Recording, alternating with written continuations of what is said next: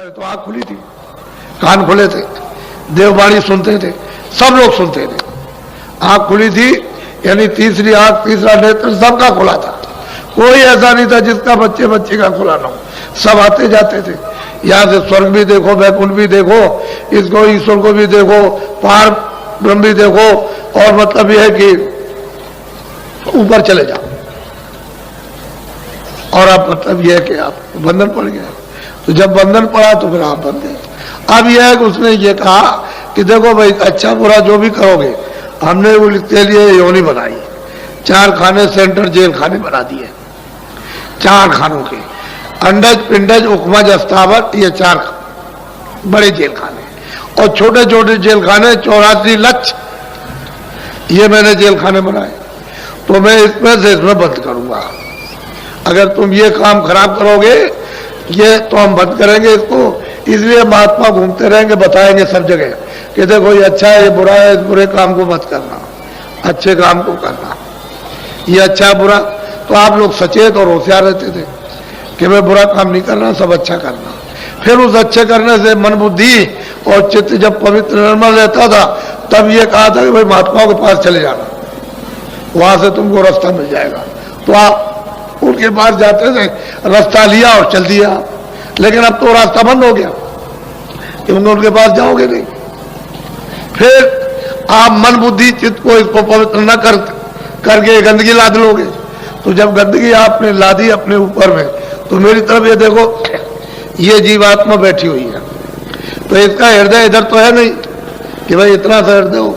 जितना सारा संसार है, ये सारा विश्व, जितना इस विश्व का आकाश है, उसके लाख हिस्से, यानी बड़े बड़े इसके और कर दिए जाए, उससे भी बड़ा है। इतना बड़ा इसका ये हृदय, ये इसको दिल कहते हैं, हार्ट कहते हैं। ये जीवात्मा का, सूरत का, रूह का, सोल का हार्ट ये। तो इसमें कूड़ा कचरा आपने जमा कर लिया। अब कूड़ा कचरा ऐसी जगह जमा किया कि न तो इधर आगे जाएगी, न पानी जाएगा, न तलवार जाएगी, न कोई तीर जाएगा, न कोई जहर जाएगा। ऐसी जगह उसने जमा कर रखा। और आप ये सोच रहे हो कि शायद हो सकता है, शायद हमारा पाप धुल गया होगा। ऐसे धुलने वाला कहाँ? जिसने ये सब विधान बनाया वो ऐसा होशियार, ऐसा उसको ऐसे ही होशियार सब। वो छोटा मोटा कारीगर नहीं है, वो बहुत बड़ा कारीगर। तो जीवात उसने भी बड़ी तपस्या की, बहुत तपस्या की उसने। तपस्या करते करते तब सत्पुरुष प्रसन्न हुए। तभी तो मतलब प्रसन्न होकर के ये जीवों का भंडार मांग लिया कि हमको दे दीजिए, हम रचना रचेंगे, रचना रचेंगे। तो सत्पुरुष प्रसन्न होकर के और मतलब है कि इनको ये सब जीवों को दे दे। एक छोटा सा भंडार इनके हवाले कर दिया, सुपुर्द कर दिया। अब ये यहाँ ले आए, और ले आकर के इन्होंने, पहले तो कुछ नहीं था, जब आप जाने लगे, वापस लौटने लगे और बहुत सी जीवात्माएं वापस लौट गई, उसके बाद उन्होंने देखा तो हमारा तो मतलब इतने जुगों और इतने कल्पों तक हमने तब किया, तो उसके बाद में ये हमको मिला और ये सब चले जाएगा तो हमारे पास क्या रहेगा। तब उन्होंने ये विधान बनाया, और विधान बना करके आपको अधिकार पूरा दे दिया। वो आप जा सकते हो, लेकिन ईश्वर उनके पास नहीं जा सकते। उस प्रभु के पास ईश्वर नहीं पहुंच सकते, और आप जा सकते हो। तो मृतलोक में इतना अधिकार आपको कि आप ऊपर जा सकते हो, आ सकते हो। इनको भी प्राप्त करो, ब्रह्म को भी प्राप्त करो, पार ब्रह्म को भी। और उस सच्चे मतलब यह है कि जो प्रभु, उसको भी आप प्राप्त करो, लेकिन ये नहीं जा सकते। तो असल में आप फंस गए, उलझ गए। और एक ही रास्ता आने का था, क्योंकि नाम से ही आए थे।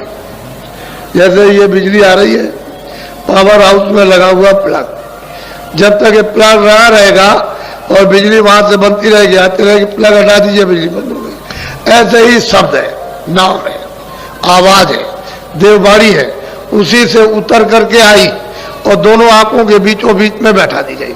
तो ये डोरी पकड़े हुए थी, तभी तो आती थी जाती थी, फौरन चढ़ गई, फौरन उतर आई, फौरन चढ़ गई, फौरन उतर आई। यानी इतनी देर नहीं लगती थी, इतनी भी देर, ऐसे चढ़ गई, ऐसे उतर आई, चढ़ गई, उतर आई। सब देखती गई, सब देखती आई, सुनती गई, सुनती आई। लेकिन अब तो मतलब यह है कि आपने जब गंदगी को जमा किया, इस मतलब यह है कि आकाश में, इस हृदय में, तो ये कूड़ा कचरा जब जमा हो गया तो सब आकाश मैला हो गया, गंदा हो गया। जब गंदा हो गया तो आपकी आंख, आपके कान, दिव्य आंख, दिव्य कान, दिव्य नाक बंद हो गई, तो डोरी छूट गई। और नाम की, शब्द की, आवाज की, देववाणी की डोरी छूट गई। अब ये जीवात्मा अंधेरे में गिर गई। बस यही है। अब जब से आप गिरे अंधेरे में, अभी तक आप उजाले में खड़े नहीं हुए और वापस लौट के घर में नहीं गए। अब परदेश में रहते हो, जन्म है मरण है, जन्म मरण है, जन्म है मरण, यही हो रहा। और क्या भाई, तुम्हारी उम्र मान लो 80 साल की है, 60 साल की है, तो दूसरे की उम्र में 2 साल की, किसी की 5 साल की, किसी 10 साल की, किसी की 15, जन्मो मरो, जन्मो मरो। तो ये स्थान जो है मृतलोक है, ये आपका किसी का कोई स्थान नहीं और किसी की कोई चीज नहीं। अब आपको काम के लिए दिया, उसको कहते हैं मेरा, उससे काम ले लो। भाई कोई आदमी आता है तो उससे काम ले लीजिए, आपका तो नहीं। सेवा का सब काम ले लो, उससे पानी भी पी लो, उससे खाना भी बनवा लो, उससे भी करो, वो भी कर लीजिए, उसके लिखना आपका तो नहीं है। तो आपने काम ले लिया। तो चतुर वही है जो इन सब चीजों से काम ले लेते हैं और काम लेके समझते हैं हमारा तो कुछ है, ये तो दूसरे का दिया हुआ और दूसरे का सामान है और ये भी सामान दूसरे का। तो आप जब महात्माओं के पास पहुंचोगे तब तो ये युक्ति आपको काम लेने की आएगी, और जब तक महात्माओं के पास नहीं पहुंचोगे समझो कैसे, तब तक आप समझोगे अज्ञान में कि सब मेरा है, इसी में रोगे, चिल्लाओगे। तो मोह सकल व्याधियों का मूल है, समुद्र है, समुद्र है, सागर कहते हैं, उसमें डूब गए। अब ये कैसे छोड़ देगा जब उसमें डूब गए, निकालेगा कौन मोह से? संपूर्ण व्याधियां मोह से, उसमें डूब गए खजाने, उस व्याधियों के खजाने में डूब गए। अब बिना महापुरुषों के नहीं निकल सकते, तो जगा हुआ महापुरुष चाहिए। कोई दाढ़ी बाल हमारी तरफ से अगर कोई रखा ले और कहते कि भाई तुम साधु हो गए, इसका नाम साधु नहीं है। साधु नाम तो उसका है जिसकी जीवात्मा जाग जाए और उस प्रभु का साक्षात करे, उसको साधु कहते हैं, महापुरुष कहते हैं। अब वैसे साधना के लिए कोई वेश बनाओ, सफेद कपड़े पहनो, गेरू कपड़े पहनो, लाल पहनो, तुम काले पहन लो, तुम कुछ पहन लो, तो इससे कुछ मतलब नहीं। वो बगैर दाढ़ी वाला भी प्राप्त करेगा, दाढ़ी वाला भी प्राप्त करेगा, कपड़े वाला भी, नंगा भी प्राप्त करेगा। लेकिन यह है कि वो इन सब चीजों में बता नहीं। तो तुम बन जाते हो कि हमारे गेरू कपड़े, हमारे सफेद कपड़े, हमारे काले कपड़े, हमारा ये, हमारा वो, तो इसमें समझते हो कि हम साधु हो गए। ये साधु नहीं, जिसकी जीवात्मा जाग जाए उसको कहते हैं साधु। इसको असल में चीज यह है कि आए थे अपने घर से और घर का रास्ता छूट गया, हम नहीं ले, अब चारों तरफ भटकते हो कि भाई तू बता दे, तू दे दे रास्ता, तू दे दे, इधर जा रहे चले जा रहे हो, तब तक तुम्हारा समय पूरा हो गया। क्यों? कि मनुष्य जीवन का कर्म जो पुण्य होता है मनुष्य शरीर पाने के लिए, वो तो एक एक कण इकट्ठा होता है। वो उसमें से क्या तुम करते हो, उसमें से एक इकट्ठा हो गया।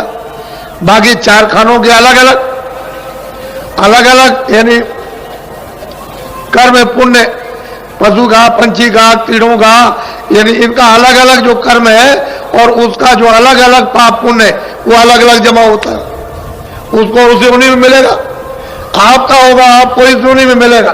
तो मनुष्य शरीर के कर्म अलग है प्राप्त करने के, और पशु इत्यादि पंछी उनके अलग कर्म है, तो उसका भोग अलग है, इसका भोग अलग है। तो आप मनुष्य शरीर का तो कोई काम करते नहीं कि आपको फिर मिल जाएगा। अब आपको तो पता है नहीं, आप तो समझ लेते हो मैंने कर लिया होगा, तो तुम्हारे समझने से क्या होने वाला? अंधेरे में क्या समझोगे? जब तक उजाला नहीं होगा तब तक कुछ नहीं समझ सकते हो। तो ये मनुष्य शरीर फिर मिलेगा नहीं, फिर आपके हाथ आएगा नहीं, क्योंकि आपने कर्म तो कोई किया नहीं। तो कितनी लंबी चौड़ी है? 84 4 खाने और 84 लक्ष्य नस्लें, यानी मतलब कितना लंबा चौड़ा ये जंगल है। कब पार करके आओगे? तब जाकर के कभी ये कब 1 बरस के लिए, 2 बरस के लिए, 10 बरस के लिए या 20 बरस के लिए तुमको समय मिला, फिर चल दिए, फिर लौट गए। मनुष्य जीवन नहीं मिलता। आपकी बार आपको मिल गया, इससे आप लोग बचे हुए समय से काम लो। हमने तो आपको यहाँ पर जो बुलाया है, ऐसा कोई आदमी समझता था कि इतने आदमी आएंगे? सब अंधेरे में थे। अभी क्या? अभी तो आप देखिएगा कल। अभी आपने देखा ही क्या? कुछ नहीं देखा। तो उससे लाभ उठाना चाहिए सबको। सबको अवसर मिलता, कोई ये नहीं कह सकता भाई हमको मौका नहीं मिला। सबको, छोटे बड़े, पढ़े लिखे अनपढ़, किसी भी मतलब मनुष्य हो, इंसान हो, सबको ये मौका, सबको अवसर दिया जाता है कि सबको लाभ। लोग ये कहते हैं कि नहीं हमको नहीं मौका मिला, हमको अवसर नहीं मिला और हमको मतलब ऐसा नहीं। सबको, कोई ये नहीं कह सकता। अब उसका लाभ जमा कर रख सकते हो, नहीं रख सकते हो। चीज दी हुई तुम्हारे पास, ये झोली है कि नहीं जिसमें तुम रखो, लेना आता नहीं है, दे दिया जाए तो फेंक देते हो ऐसे करके, तो फिर कोई क्या करेगा। वो तो सबको मौका देता, ये अवसर सबको।